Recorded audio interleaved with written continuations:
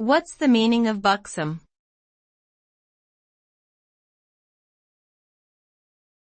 Buxom.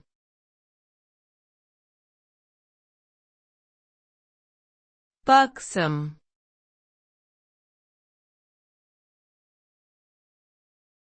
Buxom.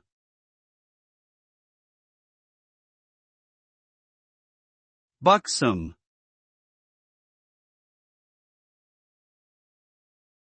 The word buxom is used to describe a woman who is plump, curvaceous, and attractive in a wholesome way. It refers to a woman's physical appearance, particularly her full breasts, ample hips, and well-rounded figure. The term can be used to denote a sense of health, vitality, and fertility, and is often associated with traditional beauty ideals.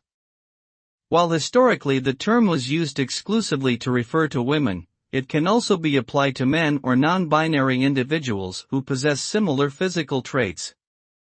Overall, buxom is a descriptive term that speaks to a particular standard of attractiveness and appeal.